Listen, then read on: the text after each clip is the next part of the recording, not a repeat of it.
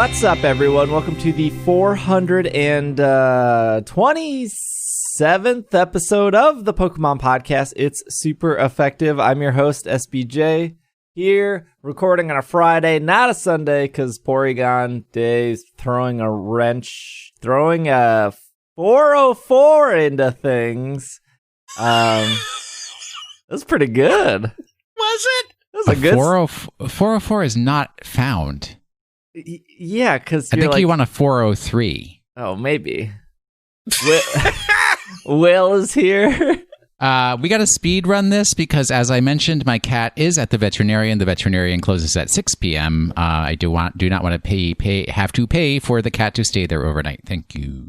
All right. Well, Greg also here. Hello. I am also here, as you have just heard. How's your cat? Non-existent. Well, my dogs are good. I mean, that's your choice. It's a good choice. Although, I told you that I changed my office, my work office, so I'm trying to get the dogs used to that. There's a room up here they can come visit me in, and it has been a week of chaos. So wait, now you have a podcasting office and a work office? Yes. How luxurious. Wow. Well, I wish I had two offices. I know. Look, what's it like to be rich, Mr. Scrooge Make better McDuck? choices with your life. So, yeah, don't come to Minnesota, number one. Oh, excuse me. This has been the greatest moment of your life. No, before or after the pandemic. I know. The last 6 months living in my high tower alone have been fantastic. There's like this tiny room that they quote unquote call the bedroom, which nobody can sleep in there. And it was Brent's home office for a while, and then he moved downstairs. And then when this whole situation became more permanent than I wanted it to be, I took over that room so I could have a place for my computer. 3 offices? Well, I mean, if you count the living room and office for Brent, because he sits in the living room and does his work down there, sure. I feel every day I learn more about your husband. I've learned more about his palace. We bought a 4-bedroom house. It was way too big for us. Dang. We got some Pokemon news. I don't think anything breaking is going to happen on Saturday or Sunday before this. Normally we record, but there was news this morning. There was? New raid stuff. Oh, yeah. I guess we'll talk about it, but by the time this podcast goes up on Monday, it'll be over, so might as well talk about it still. But yeah, we have some pretty basic Pokemon news for the week, and then we'll get out of here. And hopefully you guys are... Well, I was going to say you could listen to this for Porygon Day, but that also happens on Sunday. The podcast comes out on Monday. That doesn't really work. No. I said this at the end of last week's episode. I'll say it at the beginning of this week's episode before we jump into news. But there is a giveaway for a Nintendo Switch Lite and a copy of Pokemon Sword or Pokemon Shield. All you have to do is... I don't know. You get entries for everything you've... all you got to do is, I don't know, you get entry for... Like, follow, subscribe, refer Twitter, to 3 friends. YouTube, ring that Twitch. bell. The more you do, the more entries you get. That kind of stuff. If you're subscribed on Twitch, you get bonus entries. If you're in the Slack, you'll be getting bonus entries. If you're in the Discord, you'll be getting bonus entries. And if you sign up for our mailing list, you also get bonus entries. I don't know. Look, it's free. If you want it, enter. If you don't, move on with your life. Well, and also, since this episode comes out on Monday morning, Greg, it was so nice to see you yesterday at brunch and to do Community Day together. I just had a wonderful time, and I wish we could see each other more often. I do, too. Such a lovely day for a Porygon Day. Lived in the same city. Listen, Steve, there's a reason why I was just nice to Greg, period. Uh-huh. Speaking of your city, we'll get into some Pokemon news here. This is off PokemonCenter.com. Also, Brandon from our Slack community sent this in. This is for you, Will. They heard, they listened. Bear Walker Premium Skateboards Series 2 are coming. All right, let me know when you're ready for my problem with this particular situation.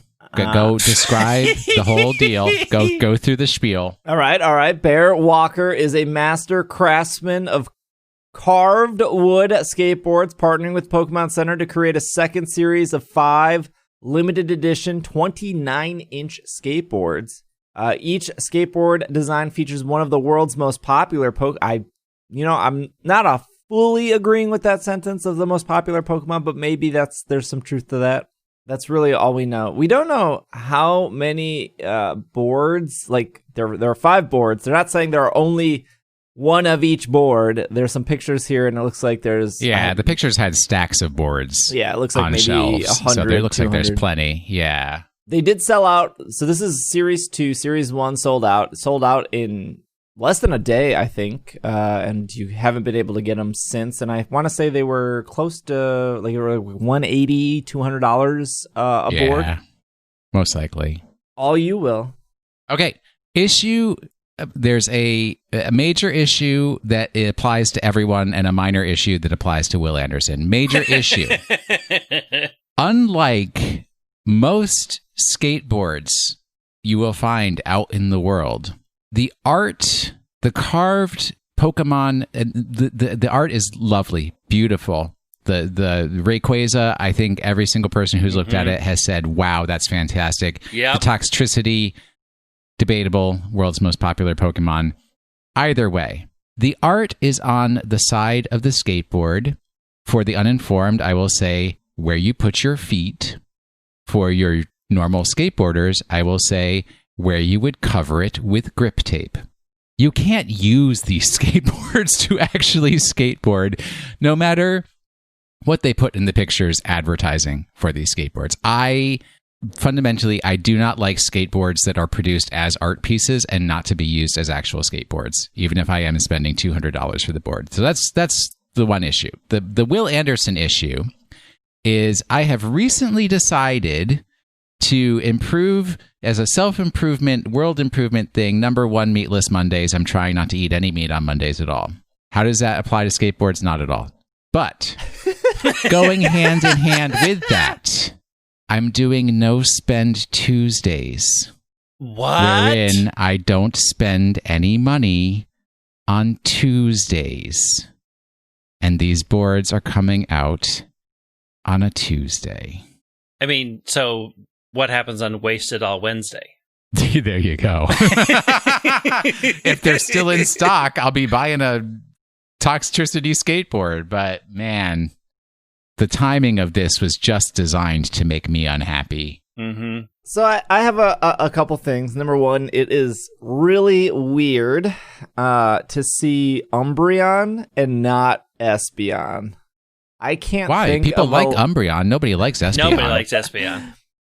I can't. There's not. I mean, maybe if we go back 18 years or however long Umbreon and Espeon have been out, 19 years, they're always together. So for Umbreon to get a board and Espeon not to get a board seems a little weird. Spoiler alert for Series 3. Maybe. Yeah, I don't there even you remember go. what was in Series 1. It was Gengar, Charizard, Pikachu, Mewtwo, and there was another one. It's Espeon. I don't think it was Espeon. There's a Toxtricity here. There's a Rayquaza. There's Espeon. There's Mew. And then because they needed the most radical, extreme Pokemon ever, Togepi. Hey, that Togepi board is cute. Yeah, it's cute. It is cute. There's nothing on the underside of these boards, though. Will makes a great point. Exactly, right? The art is supposed to go on the wheel side, and then it's supposed to be relatively plain on the feet side because you're going to cover it with grip tape. Well, I mean, there is grip tape on it if you, like, Toxtricity has little to no... If you want the board with the most grip tape, you're probably going to go with Mew, right? Because that has... If you look closely at it, it is like the dotted... I don't remember. No. This art is a bas relief. That is not grip tape. That is texturing, sure, but that's not made out of that sandpapery stuff that's going to grind the bottom of your shoes off that I need for grip tape. Oh, Gyarados. Gyarados was the last one. Gyarados. I totally also agree with Will. These are like art pieces. Mm-hmm. But why are we putting wheels on and trucks on them? Just sell me the board. Like, I have purchased boards for art to hang on the wall. I hate you. You are the worst kind of person. You are promoting this lifestyle. But But when you buy a board for art, you don't need the hardware. You just need the board. True. And the hardware here, trucks, wheels, bearings, that's like $80 right there. Well, they don't come with that stuff. You only get the deck, right? No, you get it all. You get the wheels, the truck, you get it all. You get it assembled. I mean, I beg it's a to complete. differ. Okay. Yeah, all of these people in dress pants seem to be skateboarding just fine in these pictures. They look like they're going to work, a thing that doesn't happen anymore, in their khakis and very clean shoes. Little secret for you, Greg, which is something I've recently discovered myself, is that the actual traditional skateboarding pant is Dickies. Like Dickies trousers, not jeans. Trousers? Well, I don't know what the word is for it. I don't want to call them chinos. I don't think they're chinos. No, they're definitely not chinos. It's Dickies slacks. Yeah, they're slacks. Slacks. So that's why they look like that. I mean, they're just not regular old pants. Dickies pants. I mean, I got them now, too, because I'm a skateboarder. Did you get them from the website? Either way, I'm excited, disappointed, saddened by my choice to not spend money on Tuesdays. All of it. These boards are beautiful. They go against a lot of my philosophies when it comes to buying skateboards, because I feel that people who buy skateboards as art make the boards themselves more expensive. Girl skateboards. At the same time that this was announced, girl skateboards, the brand, not like. That's what do you think I was saying? Well, people who don't know skateboards might think like, why are you saying that? I didn't say skateboards for women. I said girl skateboards. It's a brand of skateboards. Right, it's my girl is the name of the brand. You want to get something for Will Anderson for Christmas? If you buy him something from Girl Skateboards, you'll get to put a smile on his face, because Girl Skateboards is my skate company. Either way, I'm currently riding an Andrew Brophy Pop Secret Girl Skateboard. They, at the same time, this announcement about the Bear Walker Pokemon Center collaboration, literally within minutes, announced that they're releasing a set of Sanrio decks. Yeah, that hurts. Which are I love also that stuff. It was also a Tuesday. I could is not Bear get Walker? the Bats Maru girl skateboard deck. And I want it so bad. Wait, what? Is that real? It's sold out already, dude. It's a girl skateboards sell out like on the same day. I Yeah, they have a Karopi, they have Bats Maru, they have Hello Kitty. They don't have Gudetama. If they had Gudetama, I would have broken my the Bats Note Spend Maru Tuesday. Is the best. Isn't it awesome? Oh man, I don't skateboard and I have no desire to, but you could stick it on your wall like an art I piece, can stick like it on Mr. my wall on an art piece. SBJ, jacking up the prices of skateboards. Let's talk about some more merchandise here. This is off Silicon Era. New Pokemon Center merchandise featuring popular trainers from Sword and Shield. This is so far only in Japan, although I actually assume that this will eventually come to the United States. This new set will feature acrylic standees from Rayhan, Nessa, Piers, Marnie, and Leon. Lineup includes keychains, towels. Okay, the towels are not coming to the United States. It's dock covers, iPhone cases, backpack, sweater, special theme towel. Again, I don't, out of everything I just named, don't think the towels are coming. And plush dolls. Pre-orders for these will begin September 24th. Merchandise will launch September 26th, specifically for the Japanese Pokemon Center. And then other characters in this lineup include Volkner, Erica, N, Serena, May, Emmett, and Ingo. You don't know who Emmett and Ingo is? I bet Will does. Battle Subway. From Black and White. I know who they are. Oh, you don't express week after week that Black and White is your favorite games. No, because Hoenn games are his favorite games. Yeah, so when there's a Hoenn thing, I set Greg up for success here. Oh, there you go. You have never set any of us up for success. I just set Will up for success. There's also a Rayhan sweater, a Kabu towel, a Marnie backpack. When you say sweater, do you mean hoodie or do you mean sweater that's actually something knit? Because that's something that drives me up the wall around this part of the country. I am reading from Silicon Era. It looks to me as a pullover is what I would call it, with a hood. No zip. So, but it's made out of sweatshirt material. Sure. I would call that a hoodie. Why Yes. do people in this part of the country call those sweaters? They're not sweaters are knit from yarn. Period. Who calls a hoodie a sweater? Plenty of people I know around here. I would say a hoodie needs a zipper. No, you're incorrect. A hoodie is a sweatshirt material top that has a hood on it. Zip or no zip? Correct. I don't like the no zip. I need the zip. That's your personal preference. That doesn't change the nature of the item. Is the Ryan hoodie legit?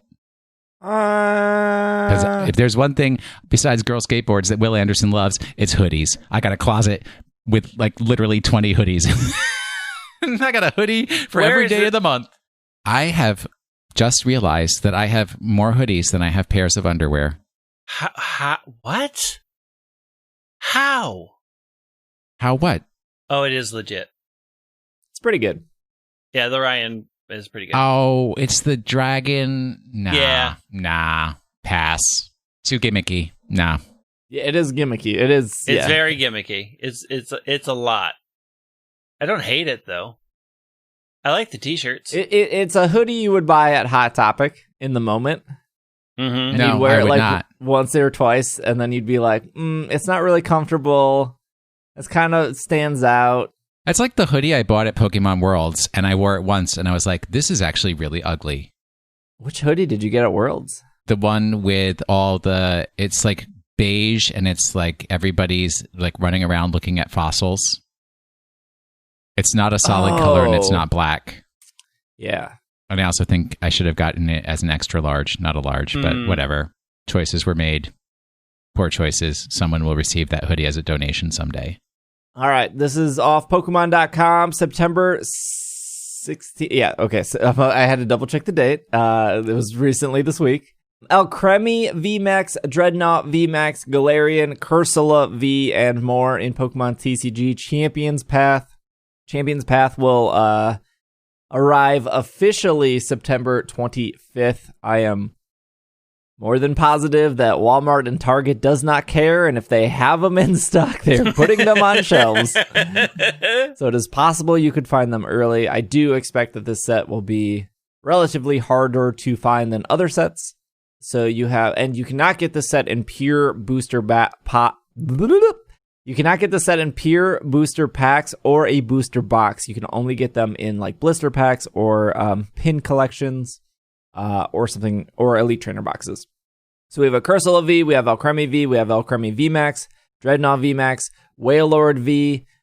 These are all cards that have been in past Japanese sets that have already arrived. This is a limited set, like Hidden Fates or like Dragons Exalted or like Shining Legends. So there will only be about 70 cards in this set to complete. And there is, from my understanding, a shiny Charizard in the set, as well as the Rainbow Rare Charizard VMAX in the set. If you want your sets to sell, well, look, they didn't need the Charizards for this set to sell, I don't think, but now there's 2 Charizards, so I don't know what the value will end up being for either of these yet, because obviously they're not out yet, but they come out soon. And it's not a complete release on September 25th. I think Elite Trainer boxes and I think some of the pin collections come out the 25th, and then there are different pin collections that come out in like November. So it's not like if you miss out here, you won't have an opportunity in the future. Should be opportunity in future. We talked about this last week. We'll talk about it again here. Players Cup 2. Registration is still open until about Thursday afternoon. So if you're doing your raids, if you're doing your dailies, you're thinking about participating, you got to sign up in where it says sign up under versus, under participate in ongoing events. You do one match, you get 50 battle points. You have to complete the match. You could bring Squavit, Rickety, Wooloo, lose your match, get your 50 battle points when it's done. If you want, Wait, no Pokeball T-shirt? no T-shirt for Players Cup. Pass. 50 battle points. That's at least one mint, I think. Yeah, you can find those for free now. Well, if you don't have the expansion, you can't. There's no Mint Island in base Sword and Shield. How's your bitterness level? For what, Series 5? Yeah. Still very high. Still So high? they haven't made it so that I can practice in game yet? Nope. They haven't responded to my demands? Nope. Or lack thereof? Nope. They are still running with Series 5 altogether. I heard this from some other people. I think the intention was it to be Series 6, as there was in Pokemon Home said Series 6, and elsewhere said Series 6, and other places then said Series 5, and then they had to tweet saying, we apologize for the confusion, it's Series 5. But the thing I heard, somebody selected the wrong rules, because anyone can make a tournament, right? You can go in. People do this all the time, like r/Stunfisk or r/VGC or people's Discords or YouTubers or streamers have made tournaments. You can make a tournament and you can set the rules, right? You can set singles, you can set doubles, you can set 6 Pokemon, 4 Pokemon, 3 Pokemon. What I'm assuming is whoever at the Pokemon company needed to make this tournament didn't download the Series 6 rules, and they just started the tournament with Series 5. And they probably, maybe, didn't want to cancel it because then people who signed up, so the issue is there's no way to notify people that, hey, we messed up, you need to re-sign up after people have signed up. Like, you can't push a notification in game, and you can't just assume that all your players use Twitter. No one checks Pokemon.com. And you can't assume everyone uses Twitter or people check their emails or stuff. So I guess it would be unfair to however many people signed up before they realized, oh, this should be Series 6. We can't cancel because how are we going to tell these people that we rejected their entry and they have to re-enter again? That seems really weak. Like, their in-game news, there's email, there's messages, like... Yeah, I agree. They could do it. That just seems it's like... It's not that hard. They have people who, like, are, like, double-checking before you hit enter, or, like, before it's published and made production to say, all right, does all this check off with what we expected? And if you went in and you were rejected, like, there's a million ways to do that. Like, if it was unintentional, they could fix it, right?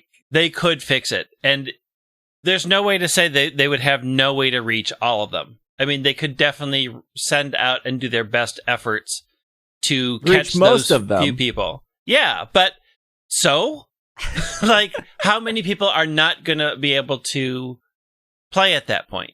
Like, we're not talking like it's the end of the world. It's getting 50 battle points. It seems that if it was truly a mistake, they could go through lengths of fixing it and not have it be that hard. Instead of forcing, like, everybody to be super dissatisfied with the outcome. They're not good at communication. You're not wrong. I mean, if I was in charge, I would say cancel it.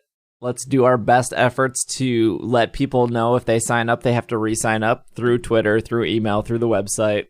Yeah, I mean, they notified people that the tournament was happening. Those same people are going to be paying attention to the same channels. But I don't know, what is it, like 1, 2, 3, 10 people probably in charge of this tournament? And I'm assuming one of them says, it's probably not that big of a deal. Without realizing, like, you also... You might think it's not that big of a deal, but also we have no way to practice for this without using Showdown, which they will never acknowledge or want to talk about. And even when you go to True. Showdown, even when you go to Showdown, here's the other problem that we didn't bring up last week. Even if you go to Showdown, you're not guaranteed to play against Series 5 teams. There's nowhere on Showdown that does that. Like, I think there are two ladders, and one is like VGC 20, and then the other is like Battle Spot doubles. And I think Smogon, when this happened, said, if you want to practice for Series 5, go to VGC 2020 channel. And if you want to do practice for Series 6, go to Battle Spot doubles. And that's fine, but nothing is stopping somebody from using a Series 6 team in when you're trying to practice for Series 5. And I would argue, and probably a lot of competitive people would argue, that Series 6 teams they're not as good, but Series 5 teams are better, I guess, or more competitive than a Series 6 team. That's why they were banned, right? Like, they took the top Pokemon and they banned them. And so if I'm playing a team that didn't include the top Pokemon, I feel like I'm at an advantage. And I feel like me beating the team, sure, is probably fine, but also, like, I don't need to know how to beat Primarina or Volcarona. Like, I need to know how to beat Togekiss, Dragapult, Torkoal, Rillaboom.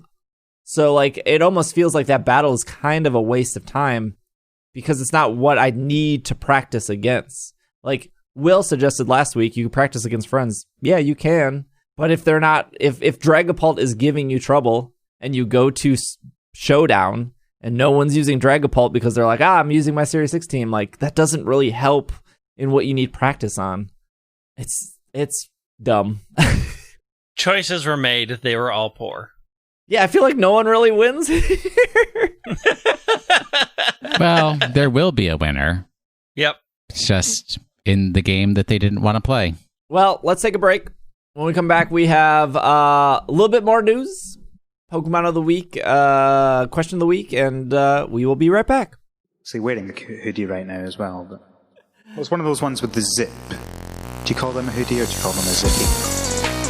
Zip, zip, zip, zip, zippy, zippy. Zip, zip, zip, zip, zippy.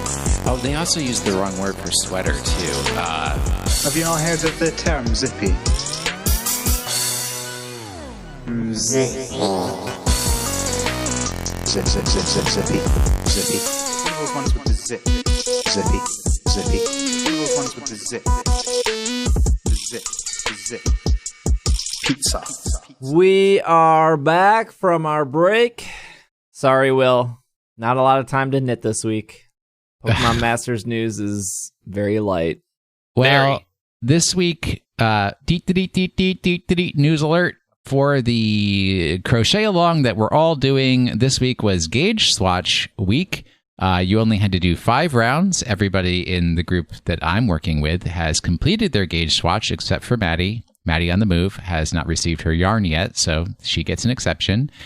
So there's not much to do anyways. Go ahead. All right. Well, Lily and Clefairy have been added to Spotlight. Guzma and Berg have been added to Spotlight. Sabrina and Caitlin have been added to Spotlight. Gladion is now in Spotlight. Lusamine still in Spotlight. You can get Signasude Red, also still in Spotlight. Hey, Signasude Leaf is still in Spotlight. And Signasude Blue is also in Spotlight. If you want to give DNA your money, oh boy, have they provided you options. The only other Masters news is, which one is it? Azelf? Yeah. Azelf. Azelf. Azelf is the legendary battle arena boss. I would actually argue that it's pronounced Azelf. Yeah, maybe. Get the thing. Because it's me, you, and us. I'm looking for it. It's usually on my desk. I don't see it right now. Where else would it be? You're such a neat freak, dude. Yeah. I know, but I was taking Instagram pictures and I had to clear. Oh, it's dead. I got to charge it. We'll come back. We'll circle back.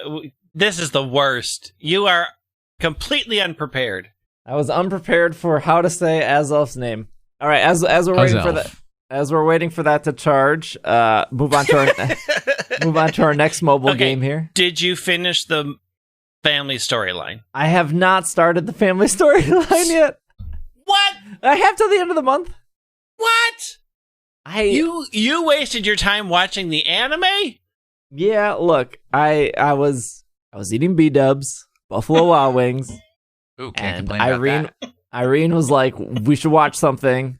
And I said, well, I want to watch, can we watch Pokemon Journeys? And she said, oh yeah, cool, let's do that. I didn't know what else I wanted to watch, so I put on the Sun and Moon anime as I waited, because I couldn't start an episode of Journeys without her.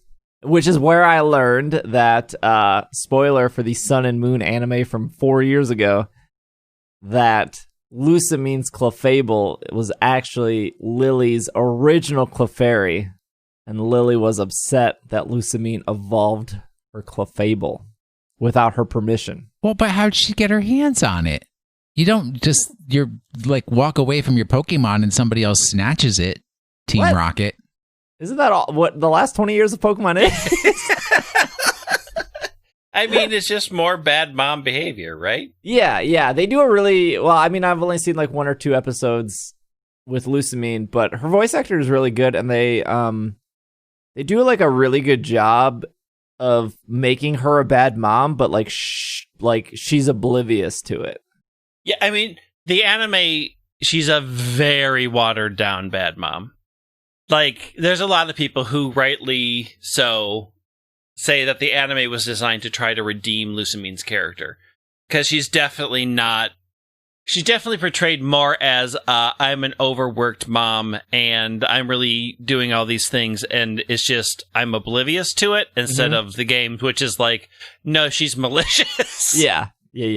Yeah, so a lot of people get upset that the anime really goes out of its way to try to redeem that character for marketing reasons. And I think I get it, but yes. She's still a bad mom, but not the terrible mom she is in the games. It's also different universes. So come on, folks. You can tell different stories in different places. Yep. Trust me, Disney's The Little Mermaid has minimal reflection of the original Hans Christian Andersen. Correct. Imagine multiple Spider-Men are in one movie. That was a good movie, man. It was so good. I need to watch that again. I'll come over. Okay.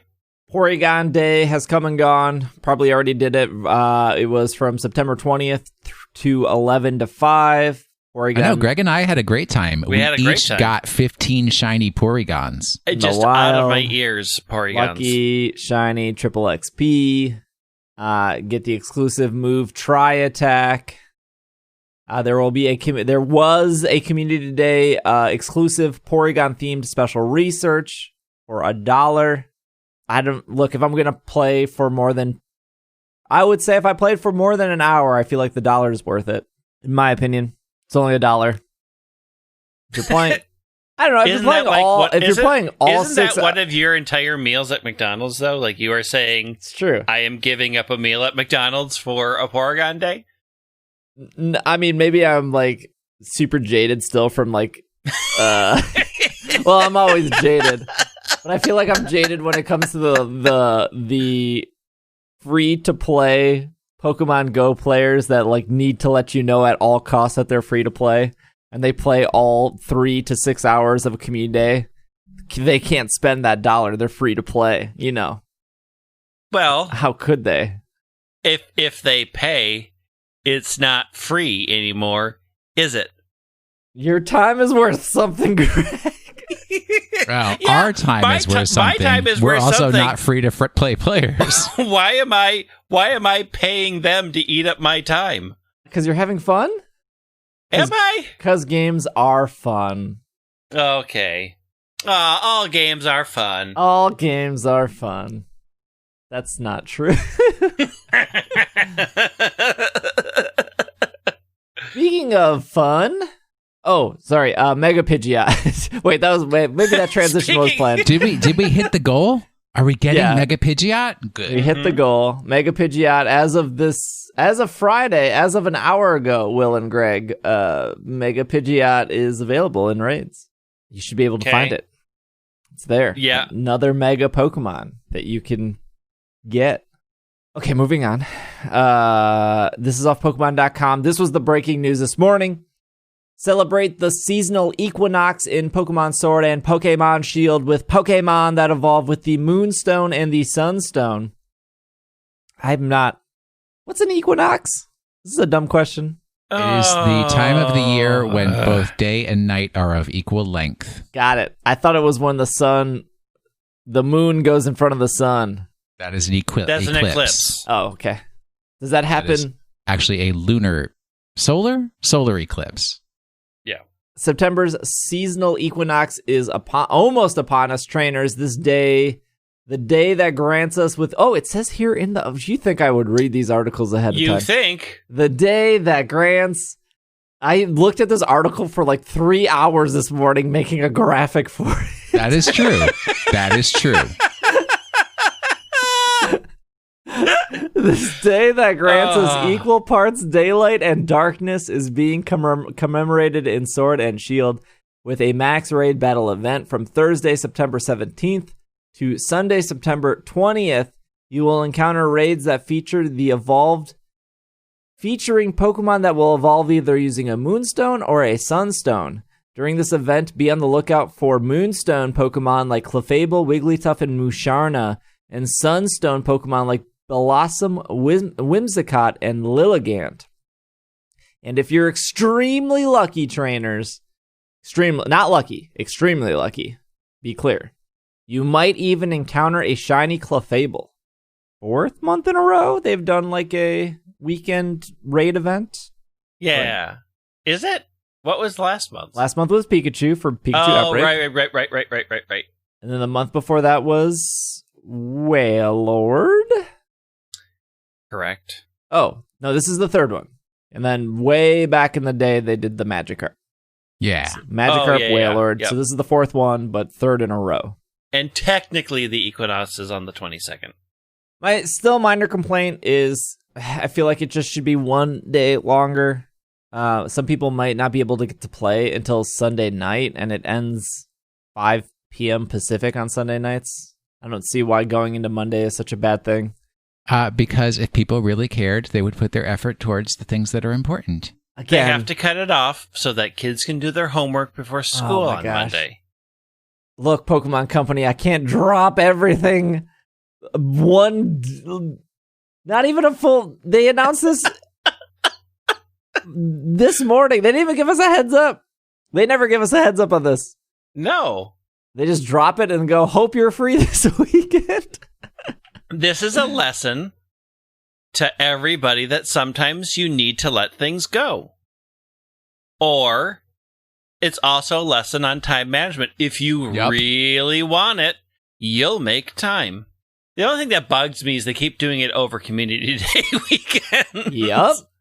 They keep That's kind of annoying. I'm surprised the Players Cup 2 is next week and not this week, because they would do that too. They'd be like, Players Cup this week, and Community Day, and a raid event. I mean, the Venn diagram of everybody who wants to do those things is not a circle, necessarily. If it is, I'm like one of the few that are in it. Well, you're in the meaty parts. That's true. It's a cool event. Cerebi is reporting that it is the same as Wailord, which was a 1 in 50 chance, 2%. So not as generous as Pikachu, which was, I think, 8%. And I believe Magikarp was also 8%. Although people did complain that Wailord and Pikachu were a little harder to catch. I think they were species catch rate. And it's... Maybe I'm sure Magikarp was actually species catch rate as well, except Magikarp's like pretty hard not to catch. Yeah, it's super easy to catch a Magikarp. So Cerebi did say that it seems that if you are the host of Clefable, you are a guaranteed catch, and if you are the guest of somebody, you have a very high increase, but not guaranteed, which was very different than the Wailord. Also, just because we're talking about max raids. There was a really good Reddit post. I can't remember if it was on r/Pokemon Sword and Shield or r/Pokemon Sword Shield with no and. And I don't have it in front of me right now, but they did I think 170 raids and tested with the Dusk Ball. Their data showed that a raid is not considered a cave. And so the Dusk Ball was not getting increased odds. And what's that word where people believe something just because? Urban legend? No, it's like specious reasoning. Is that what it is? Sure, that sounds like a nice thing. Because so many people play in the evening, the Dusk Ball is boosted when you play in the evening. Right? Because it works in caves, or it works when it's after like 6 p.m. 6 p.m., 7 p.m. Whenever the Lichen Rock thing is over. 7 p.m. Because I think Lichen Rock thing is 6 to 7. 5 to 6. Isn't it 5 to 6? Oh, 5 to 6, yeah. So 6 p.m. would be night. Yeah. So their data, and I can't really find this anywhere, it's just a bunch of data that they did on Reddit, says that the max raid dens are not considered a cave, but a Dusk Ball would be effective if you're in a max raid den at night. But also just use a repeat ball, because a repeat ball. Or just use a ball that you want, because it's just data. Exactly. Take that with a grain of salt. I didn't do the research. I read it, though. Seemed very thorough. They did a lot more raids than I would have probably done, too. Tried to track down that stuff. So that stuff always is cool to see. Just like people that are like, I'm just going to calculate this. Maths is just for calculating how you can catch Pokemon. It has no other That's for purpose all in your you life. kids who said, when you were in school and you're like, I have no use for this mathematics, you're wasting my time. Well, haven't you been proven wrong? You, too, can see how easy it is to catch the Pokemon. Other bit of news here is off Nintendo Wire. New articles, like a week old, but new cafe mix. I figured I was like, we should probably talk about cafe mix. I've stopped playing. Are getting more events. So the current event going on right now that actually ends, I believe, on Monday, is the Torterra event. The what? Torterra. You know, the Pokemon with a tree on its back. Yeah, but that's too big to fit in that little cafe. Well, it could be on the outside part. Maybe the cafe is on the Torterra. Oh, it's turtles all the way down. Yeah, exactly. Yes. Okay, got it.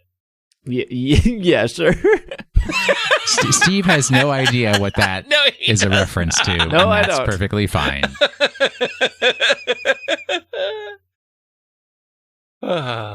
Last article here. I'm already annoyed by the writer of this article. Off Nintendo Life. I did post this on our subreddit because I originally found it on Reddit, and then I shared it to our subreddit, r/supereffective.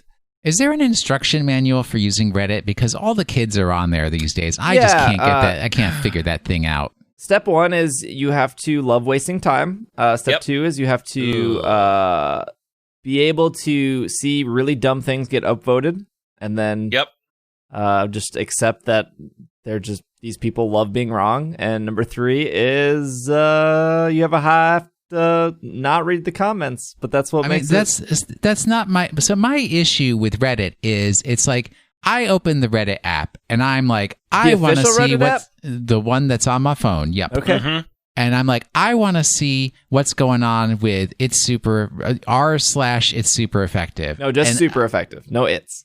Well, that may be half my problem, but it's like I'm like I search and I look and I'm like I know it exists.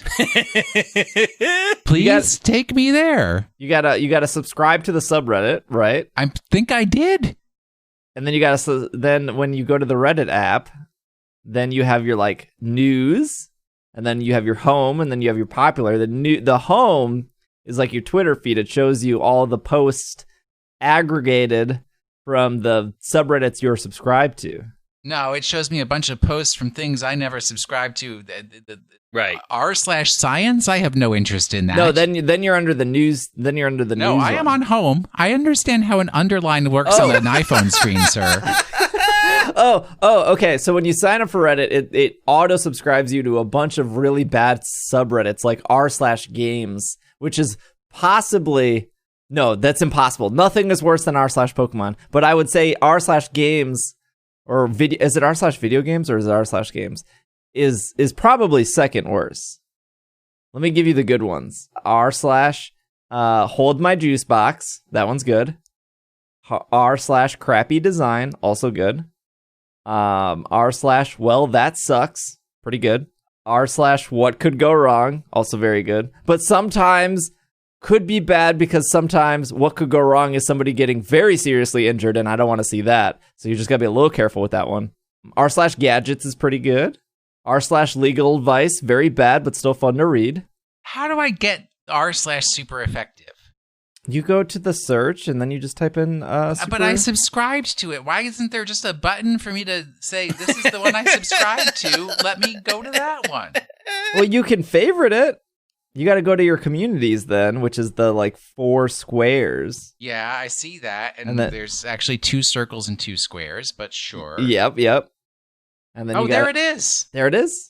Why is there all these other things in there that I never asked for in the first place? Because when you sign up, they give. It's like when you sign up for Twitter. They're like, "You want to follow Bill Gates?" And you're like, "I don't know, sure." But I didn't say yes to anything. I don't know. Look, that's just what comes with Reddit. It's like when you sign up for MySpace and you're already friends with Tom. Oh, you didn't ask. You didn't ask to be friends with Tom. Was such a you nice just are. guy. Yeah, but he was a friendly guy. I thought Tom and I were friends. I know. Are you telling me that's not a real relationship? Then possibly not. Okay. Okay, here's the other thing, Will. When using Reddit, turn off your brain, turn on your anger, and go to town. I choose not to follow a path of anger, thank you. Well, then get off Reddit. Our subreddit's good. I'm trying to get it more active. Well, now that I know how to find it, I'll go and post all kinds of wacky things. Look, you want easy karma? You take the latest YouTube video or whatever, post to the subreddit, easy karma. I don't need karma. Oh, you gotta have karma. No. When the world collapses and all we have to trade on the black market for milk is either going to be shiny Pokemon or karma, you gotta have one or the other. Karma and the New York Times will give me the news of the day, and that's about it. I'm just holding on to my Ancient Mew card for when the Dark Time comes, because that's going to be worth millions. Is it going to be next to your Bear Walker Mewtwo skateboard? Yep. Okay, I'm going to read this article. I disagree with it. I'm going to explain why it's going to be very logical. Nintendo and Creatures and Game Freak file for a trademark for the legendary Pokemon Entei. I want everyone to stop. I know what you're thinking right away. I will explain what's about to happen. I'm going to read the article, though, which is going to say what you all are thinking, but it's wrong because this person did not do any research. I don't know why I pulled this article. At the start of the month, Nintendo, Creatures, and Game Freak filed for an trademark application for Entei as the name of the legendary fire-type pocket monster that appeared in first Gold and Silver on the Game Boy Color. According to PokeJungle, some fans think the trademark could be a follow-up to the 2018 Switch release Let's Go Pikachu, Let's Go Eevee.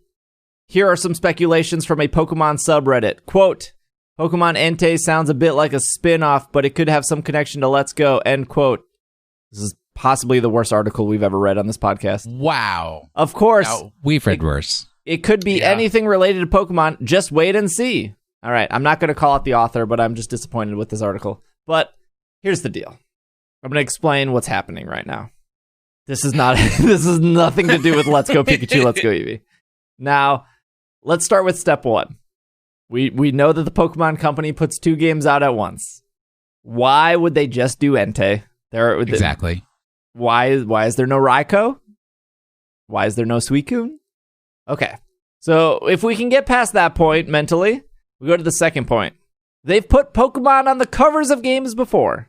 Xerneas, Yveltal, Suicune, Venusaur, Groudon, Kyogre. None of these Pokemon have been trademarked in that way. Okay? So, again, we're moving away from the Let's Go stuff. Number 3, let's talk about Pokemon that have been trademarked. Not a huge list of them, but specifically we can look at something. If you've listened to the show for a long time, you probably know what I'm about to say. They have to trademark things that exist in a world where people physically interact with them. So this is what coined the term ultra shiny. The reason Ultra Shiny was trademarked is because it was the name of a Japanese trading card game set that released in Japan. It came to the United States. They changed the name to Hidden Fates, which was trademarked. There have been terms in the Pokemon world that have never been trademarked in the way we're in this form of trademark. So that would be like Cantonian, Galarian, Alolan. Shiny has never been trademarked in this way. Mega Evolution or Mega Pokemon not trademarked in that way. But there have been Pokemon themselves that have been trademarked in a specific way. So this would be like Meowth. This would be the starter Pokemon. Lapras, Rayquaza, and Alolan Vulpix have all been trademarked in this way. That way would be all those Pokemon I named are mascots of Pokemon centers. So out of every single Alolan Pokemon shown, only Alolan Vulpix was trademarked, and only out of all those Alolan Pokemon, Alolan Vulpix is a mascot of the Sapporo, I believe, Pokemon Center. Rayquaza, mascot of Skytree. Lapras, mascot of the Pokemon Center that opened in Taiwan. So in that sense, those Pokemon have been trademarked. So my guess is that Entei is going to be a mascot of a Pokemon Center in Japan that is probably near a volcano. Is actually probably my guess, because it is the volcano Pokemon. And there would be no reason to trademark a Pokemon for a toy or for a game, because they've never had to do that before. There's a bunch of Alolan Vulpix merchandise that exists, and cards, and it's in the anime a lot, but the reason they had to trademark it was because it was a mascot of a Pokemon Center. So there's your three parts. We haven't needed to trademark Pokemon. Why are Suicune and Entei not trademarked? Point number 2, we've never had to trademark Pokemon that have appeared on the cover of games. And then point number 3, here are the list of Pokemon that have been trademarked, and they've been related to physical, real-world products, like a Pokemon Center that you would visit. That's all reasonable, and it makes sense. I'm actually shocked.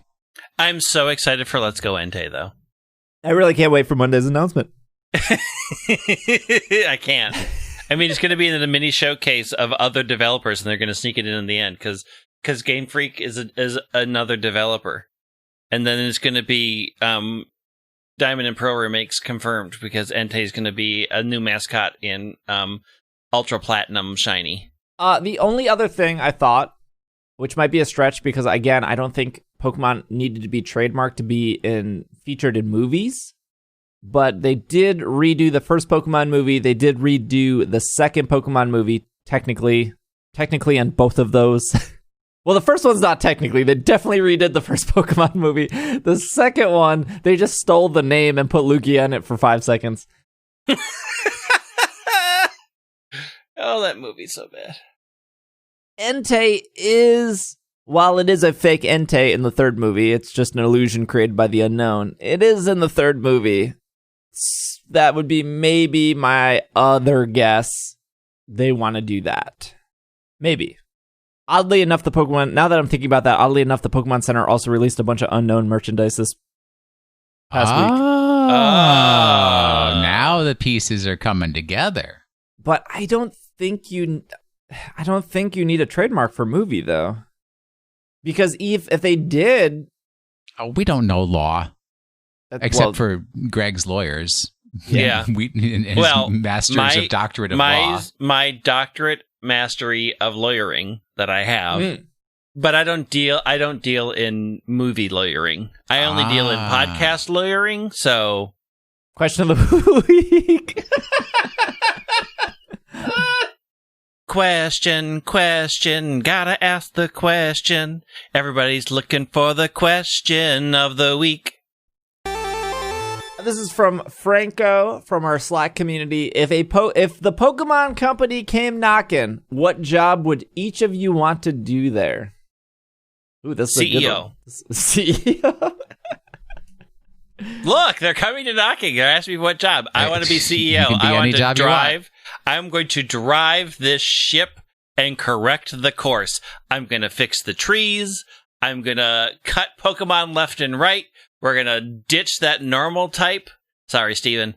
We're going to make so many quality of life improvements. We're going to add more rocks because it's going to annoy Steve. All of it. I have a bold vision, and then we're going to start the massive Pokemon MMO project, and then I will be fired in 2023. But that's fine because I made my mark on the world. I would like to work in story and basically production that way of actually contributing to the actual cohesiveness of an actual good Pokemon story. Just, I don't have big dreams. I'll be happy to work in the background. This probably sounds dumb. I would want to be the dude that is in charge of making sure all the pieces fit together of like, this is how we say the Pokemon's name. This is the Pokemon's like lore. This is how it's connected. This is legendary. This is mythical. This is Ultra Beast. This is Baby. This is starters. Why? So you want to write the continuity manual? Yeah, continuity. Why did they say the red Gyarados in the one episode, and then like 4 episodes later they say shiny, which happened recently? I don't want to spoil it for anyone for the Netflix stuff, but Greg knows what I'm talking about. Oh, yes. I mean, I kind of get why they said red. Yeah. I mean, it was red colored. But I texted you about this in spoiler territory. All right, can we put a spoiler warning for the first spoiler? This spoiler warning for the first 15 episodes of Pokemon Journeys on Netflix. All right, so in episode 12, 13. No, it's 12 and 13 technically, because they leave a cliffhanger, right? Okay. Anyways. Well, because they leave the cliffhanger. Yeah, so 12 to 13 is the Dreadnought cliffhanger. Right. Yeah. And then the introduction of the one character is in 14. Right? Yep. Yeah. Okay, so in episode 12, Ash and Go get tickets to see the World Championship. Yep. And that is between Lance, the dragon type trainer from the why am I explaining who Lance is? Everybody knows who Lance is. Lance is the dragon guy that doesn't have enough dragon types. Correct. Next. Against Leon. Just side note, Lance's voice actor, I wasn't impressed with. Leon's voice actor, very good. Yeah. I agree with that. Okay. Yep. And so it ended up being Charizard, obviously from Leon, versus Gyarados, which when at first I was like, why is this not Dragonite? And then I was like, well, that's nice, because the reason Lance has Gyarados is because of like Lance appears in the Lake of Rage and helps save the Gyarados and like gets rid of all the like. It's a really nice nod to the continuity. I don't know, the continuation from Red and Blue to Gold and Silver, and it's a shiny Gyarados. It's the red one again, Lake of Rage, and it sparkles. Kind of like the X and Y sparkles when it comes out. Ash, is it either Ash or Go? Wow, a red Gyarados. Yeah, I think it's Go. I guess technically in Diamond and Pearl, no, I know there's, we're not talking about remakes here. I know people are like, Diamond and Pearl, yeah, blah, blah, yeah. If you remember the beginning of the game, if you went to like the TV, I think, before you like went on your adventure, it would say, or was it the TV or was it the radio? One of the two would be like, we heard reports or whatever from like a red Gyarados. It specifically says red Gyarados. Yeah, it does. And it's like really subtle. And if you're not paying attention, or you haven't played the beginning of Diamond Pearl in the last like 15 years, you probably don't remember that part because it's so insignificant. So that's my only maybe reason why they decided to say red Gyarados. Also, Gen 4 remakes confirmed. Yeah, but it's going to be called Let's Go Entei. Right. But be placed in Gen 4. Yep. They're breaking all the patterns. Yeah, so Greg texted me and said, have they ever said the word shiny in an anime episode out loud? And I cannot remember. I couldn't think of one. Even when Noctowl was shiny that entire season. They said special. They said special or clever little Noctowl. And then I remember Lily has shiny, spoilers for older episodes of the anime, Lily has a shiny Magearna. which no one really knew what was shiny until the Pokemon Home files got released, because Magearna technically didn't have a shiny that we knew of, but so everyone was like, oh, her Magearna is just a weird color, which is not weird for the anime, because remember, like, the pink Butterfree from the first season that wasn't shiny. So that wasn't inherently weird, but they didn't acknowledge it was shiny. And then I remember the, what's his name? Like Horicopus or whatever. He's like the evil... I have no idea. He's no the evil clue. dude who appears at the end of the season 20 anime. And Sophocles... I can't remember his name right now. Sophocles races his Charjabug against him, but his Charjabug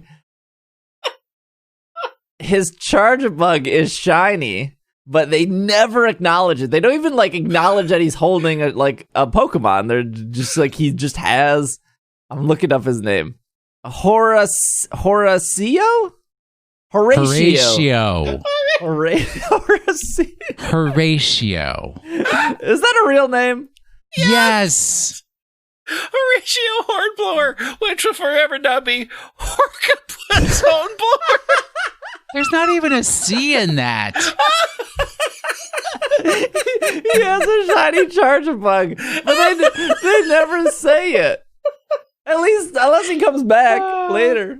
I explained to you why they never point out that. Yeah, I think it's Horcapus is a one and done. So in episode 14, it's the episode where they go to Unova. They say it really fast and really aggressively. Yeah. Unova. They're in the Unova region, and Ash and Go save. Oh gosh, what is that dude's name? His name is like Jimmy or something. They save this dude from a Cophagrigus. Yes, and they say it correctly in the anime. People. Yes. Cophagrigus. Who's saying Cophagrigus wrong at this point? Oh, there is a certain complete Pokedex rap that a certain popular internet person did, and they say it completely wrong, ruining the entire thing. I don't know what that is. Anyways, fine. There's two Cophagrigus, and the boy pops out, and then a blue Psyduck pops out, a shiny Psyduck. And I think it's Go goes, wow, a blue Psyduck. Yeah. And then the boy, maybe just I can't imagine that Go, like, they know what, when he explains what a shiny is, he goes, oh, this is my first Pokemon. I'm pretty sure his exact words are, my first Pokemon was a shiny Pokemon. Yeah. Well, because they quiz him why because he says he's only going to fill out his Pokedex by collecting shiny. And he says, and he has like 10 Pokemon. Yeah, he says when the first Pokemon you encountered was a shiny Pokemon, it's a sign that you should follow that path or something. And that's when I texted Steve. I'm like, what? They actually said these words. Do you think there's people out there who, like, when starters aren't shiny locked, their first one that they pick is shiny and they don't even realize it? Oh, maybe. Yes, 100%. Yeah. Well, they sell how many? Like 15 million games? 1 in 8,000 chance? At least prior to Gen 6, there are tons of people that probably have shinies that have no clue what they are. All right, I'm pulling up the episode here. His name is there's like 4 new characters in this episode. That's why it's hard. There's a lot of characters that are introduced. Girl with the Meditite, there's the dude with the sparkly eyes who's awesome, and they don't give him enough time. Shane. His name is Shane Seeker. His last name is Seeker. Okay, so according to Bulbapedia here, this episode marks the first appearance of a number of species with long absences. Meditite was 565 episodes ago. Cophagrigus was 378 episodes ago. Yamask 300 episodes. There's a Slackoth in this episode? Oh, because he's in the Pokedex. Yeah. 298 episodes ago. Woobat. Also, hold on. Ash got really excited to catch the Woobat. I know. Out of all of the Pokemon so far in this series, like the first one where he's like very excited for is like, oh, a Woobat. This one's mine. What are you doing, man? This episode features the most shiny Pokemon in an anime, a total of 5. 4 of them only appear through images. Yeah. So it doesn't say anything about this is the first time they use the term shiny. So if you know, you can think of an episode, please let us know. I can't think of a time in the anime that they specifically said shiny and referred to multiple shinies. They've always called them, oh, that's a blue or that's a red. Yeah. I can't think of it until this time. But now, shiny confirmed. Like, official anime. I mean, I guess it's how people would talk, though, right? Like, if you don't know what a shiny is and you're playing Pokemon Go and it sparkles and you're not informed, you would probably be like, oh, I got a pink whale. Yeah. It's normally blue. So I guess that makes sense. But, like, once he started explaining shinies, Ash and Go were like, oh, yeah, we know what those are. Yeah, we know all about that. But but then who in the world officially dubbed them shiny? Like, we need to explore the deep lore of who first named them in the world. Was it Shane? Did Shane go on Pokemon World Reddit and say, I am calling these shiny? And did he get upvoted for it? Oh, no. Is that the only thing that matters in this world, is getting upvotes? Yep. Yeah. Karma. Totes. Well, I must not exist in this world because I don't think I've ever gotten an upvote in my entire existence. So I'll give you an upvote. So Shane has a shiny Onyx, a shiny Swinub, a shiny Slackoth, and a shiny Bagon. Yep. I think it's pretty good. Yeah. He said he just started too. Yeah, and he's like, what, maybe 12? And he's been running around in circles for a while. And then I liked when they were doing the battle against Golurk. They're like, oh, yeah. we got a raid battle. And he's like, it's not shiny. I'm out. Yeah, I'm out. I don't care. I'm out of this one. It's pretty good. Also, still spoiler territory. Is Golurk permanently stuck in that transformed? Was that what we learned at the end? No, I think he caught it.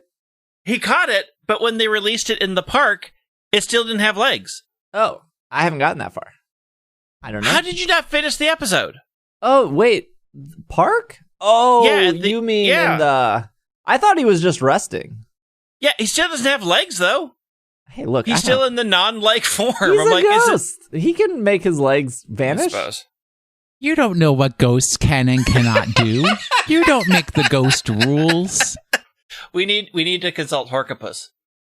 Yeah, get Horcopus on the phone. Get Horcopus on the line and find out what really is. Also, they spell Horatio wrong in the anime because they spell it with a C. See, I told you it was a C in there. That's why I was trying to say it that way. There's still no puss. I don't remember. I don't know where that part came from.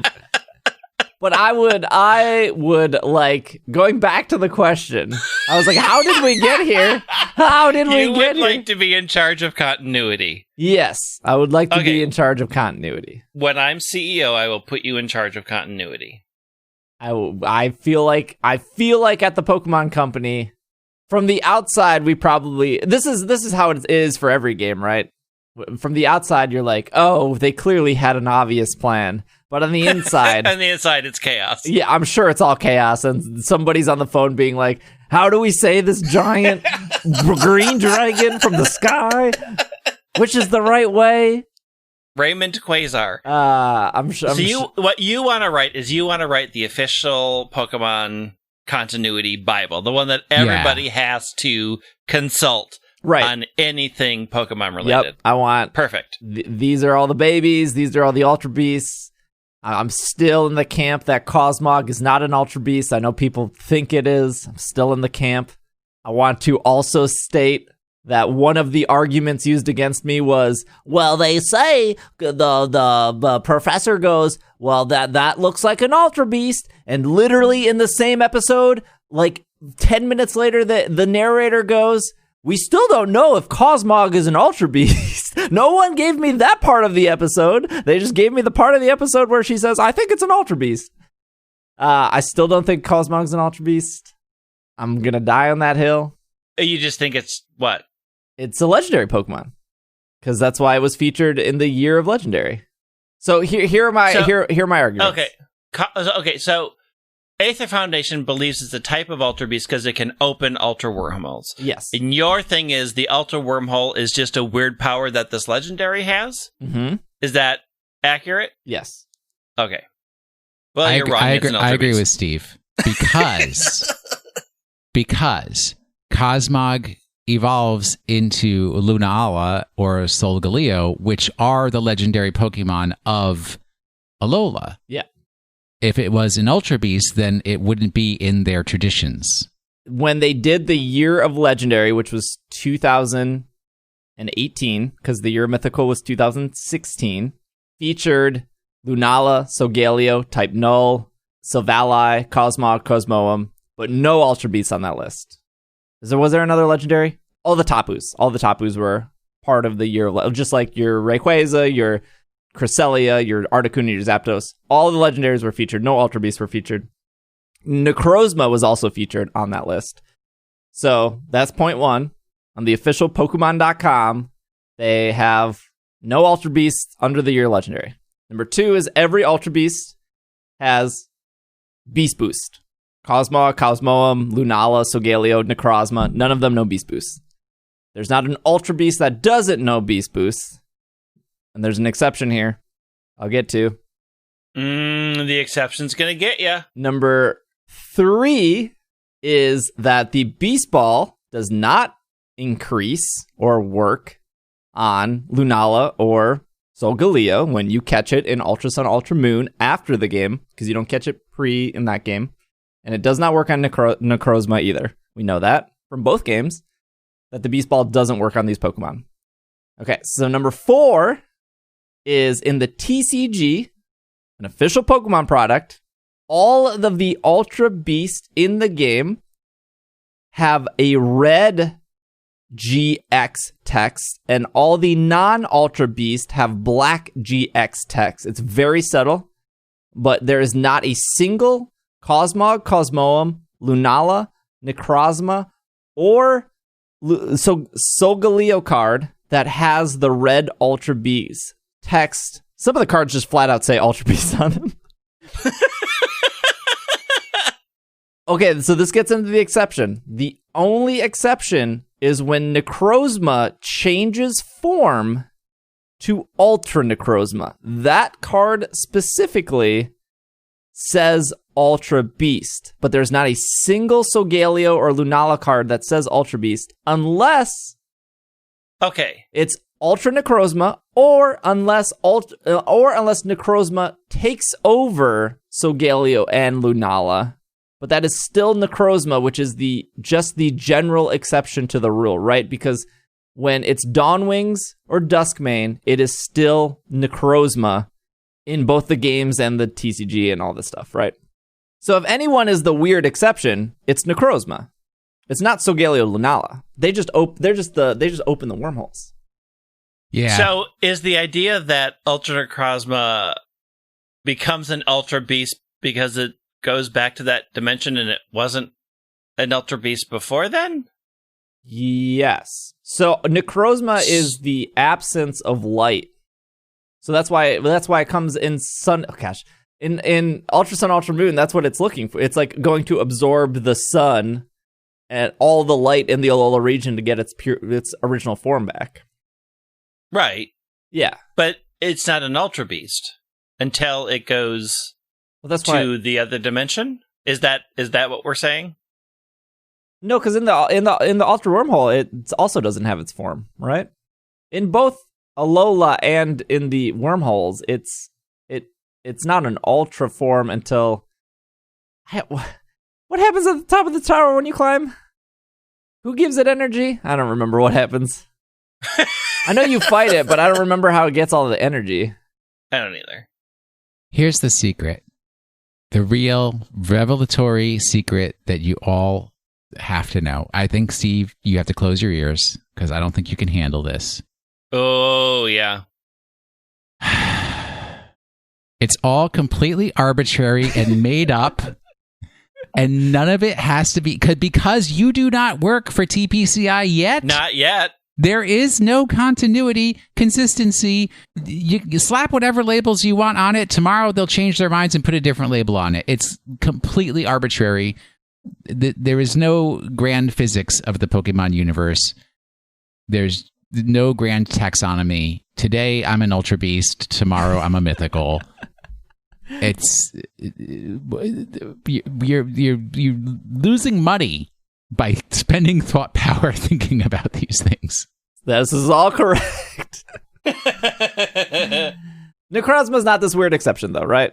Meltan is a mythical Pokemon that can evolve. Manaphy is a mythical Pokemon that can breed. You know, there wasn't legendary Pokemon that could evolve. And then, you know, we have Type Null. Probably something else, right? Type Null evolves.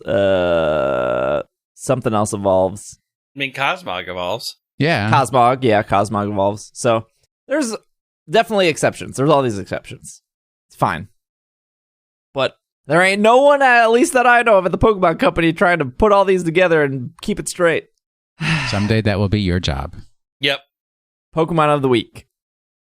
All right. I'm so disappointed. I almost didn't want to give a new Pokemon this week just because literally no one was able to guess, or at least none of the people that normally write to me to give me their guesses of what the Pokemon of the week is. I didn't get none of that. And I literally could not have made this any easier. And I will say, before I repeat the clue from last week, the thing that I think I've said numerous times, forgive me if I have never said this before, but I think I have, you have to listen to all of the words that I say. Because if you listen to all of the words, then you'll get it. And this is like, and I will throw back to last week, which I didn't mention, for Amora. Literally, the first thing I said was, I wanted to write 680 words, 680 more words for this, but here are 18. If you add 680 to 18, you get 698, which is the Pokedex number for Amora. I could not have made that easier for you people. Anyways, this week's... I thought the Amora one was easy. I'm so angry. This week's clue is one letter. Of all the Pokemon, unless I am grievously mistaken, there is only one that can, in any language... Let me repeat that part. In any language, be clearly identified by one letter. All right, gentlemen, give me your guesses. It's... Chatot. It's not Chatot. I don't know. This one's unknown to me. Well, it's not unknown. I know. All right, let me give you a little more background. How many languages is Pokemon available in? 18. 12. No, it's like 6, dude. Are we talking TCG or? Oh, we're talking game. Pokemon is available in Japanese, French, Spanish, German, Italian, Korean, Cantonese, Chinese, Mandarin Chinese, I guess Hindi and Thai. That's new to me, but of all those languages, do they all use the Latin alphabet? The answer is no. They don't use the Latin alphabet in Japanese or Chinese or Korean. That was But that attitude. when this particular Pokemon's name is written using Japanese writing, Korean writing, Chinese writing, they always use the Roman letter Z. No matter what language you look at Porygon Z, there's always a Z in its name. And that would be the Pokemon of the week. And also, it's Dagnabbit Porygon Community Day this weekend. But it's Porygon Corrupted too. Oh, okay. That's not a letter. That's a Corrupted too. Okay, sure. I typed in Pokemon Wow. Z, not Porygon Z. That game didn't come Porygon out. Z. Yeah, no, there was no Pokemon XYZ. No. It's Wow. Zygarde. It is the first trivia of on Bulbapedia. Porygon Z is the only Pokemon whose Japanese name is spelled with a special character from a foreign alphabet. There you go. Porygon Z weighs exactly as much as Dawn. What? It shares similarities with Weavile and Alolan Marowak. These are the important facts that you need to know. Dubious Disc implies that Porygon Z, unlike its pre-evolution, was not authorized by Silphco. In Pokepark Wii Pikachu's Adventure, see, this is why they need to hire me. This right here. This is it. In Pokepark Wii's Pikachu Adventure, Porygon Z is referred to as a he, even though Porygon is genderless. These are the details I'm there for. We got to make sure they say they, not he. Yes, not absolutely. She. This is a genderless Pokemon. There's no heart on its tail. There's no heart on its butt. Not that we know of. You know. Maybe in the future. In addition, despite never appearing in the anime outside of a brief cameo, it did receive an anime voice in an aforementioned game, like every other. Are they talking? Wait, what? What? Oh, wait, what? This is a sub point to Pokepark. Yeah, I don't know. That's like the most bizarre, trivial trivia ever. So in Pokepark, do they say their name like they do in the anime? I don't remember. Oh, they probably. I think they do. Yeah. So that's what they're saying. Is since it was never in the anime where it spoke, they had it to. does say. I'm assuming Porygon Z in the game. Yeah, I think that's what they're It saying. actually says Porygon Z. It should be Porygon 2-2. Since no leveling up is required, Porygon or Porygon 2 or Porygon Z can all be evolved twice at level 1. Porygon Z is tied with Drampa and Mega Pidgeot. Ooh, look at that timing, Will. For the highest base special attack of all normal type Pokemon. Porygon and its pre-evolutions are the only Pokemon where all 3 members can learn both Hyper Beam and Giga Impact. I like Porygon Z a lot. Probably one of the better things that came out of Gen 4. What's funny is that it's considered to be a corruption when it's actually got better art than the original Porygon 2. I don't know. Oh, well, I guess maybe because it's like Rayman and the parts have all kind of come apart. Yeah. It's clearly broken. Its eyes are all Googly. messed up. Googly, Yeah. although the shuffle icon's really good. Its tail is down, its arms are up. It's having some issues, but it's got a sweet, sweet shiny. And how is its shuffle icon? Sweet. It's really good. Good. You get that real googly eye. Let me also express additional disappointment in our Slack community because one day last week, they were literally talking about Porygon in the general channel, and I put in the statement, boy, you guys, shouldn't this conversation be in Pokemon of the Week? And then like 5 of them moved over to Pokemon of the Week and started questioning what could the Pokemon of the Week be? And I was like, did you not notice that you were all just talking about Porygon? Wow. Pay attention. You got to be quick around Will Anderson, but not that quick. I have high expectations, dude. I think the Slack community was more focused when they were all actually at their jobs avoiding work. Yeah, exactly. Oh, yeah, and for sure. now that they're at home, we feel like the work. And they're looking for other distractions. Well, like let me clowns. give you this week's distraction. Obviously, since Porygon Z was far too hard for everyone, we're going extra simple this week. Chat No, we've already done Chatot this year. This year. While last week's Pokemon of the Week could be identified by just one letter, this week's Psychic-type Pokemon is represented by every letter of the Latin alphabet, including some punctuation. You will also note that the Galarian alphabet does not use transcriptions of these Pokemon, as this Pokemon has not yet been found in Galar. While this Pokemon is not particularly popular in the traditional Pokemon cartridge games, it is quite sought after in Pokemon Go. It has only been released and in restricted quantities to correspond with special events. I mean, come on now, folks. No clue. Oh, yeah. Mystery. What a mystery. This is definitely a question mark exclamation point moment. T-O-T T. Yeah, exactly. Yes, there are no chat-tots in Galar. That's our episode for the week. Giveaway in show notes. If for some reason you're a huge Amazon Music fan, I'm sure somebody is, and you do all your listening in Amazon Music. Amazon Music now supports podcast, and we are in the podcast tab. I don't know, tab, button, thing. So if you want to listen there, you can if you want. I mean, you made it to the end of the episode, so somehow you're listening to us.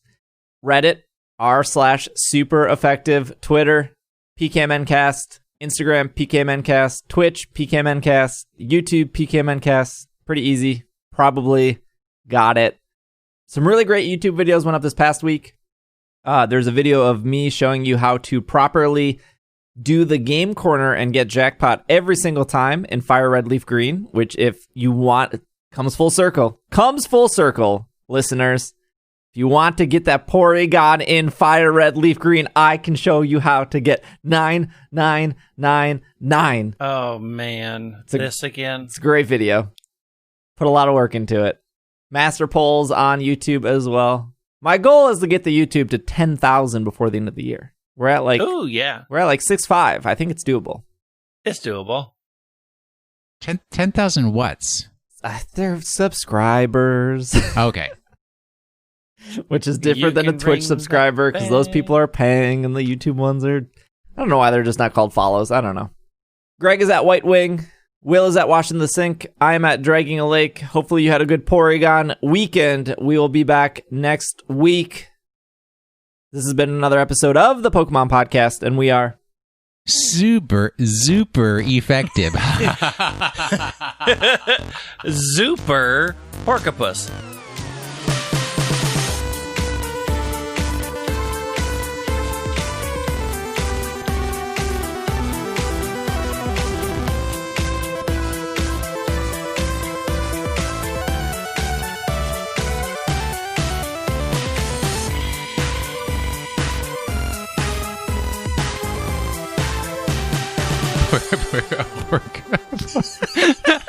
I love that character, Horcrux, with his Pokemon Hornblower is the Z. greatest. Horcrux Homeblower Z is the greatest character that Dorkins ever came up with. Thank you for listening to another episode of It's Super Effective. A shout out to our producers this episode, Kevin, Casey, Liam, Patrick, Jetsy, Matthew, Kay, Catherine, Steph, and Courtney. And a shout out to our executive producers of Spencer and Anthony. Thank you guys so much for supporting the show. If you too want to support, if I cannot talk, if you too want to support this podcast, you can head over to patreon.com/it's super effective, or you can just head to ise.cash and you can support us as well. Thank you so much for listening. We will see you next week.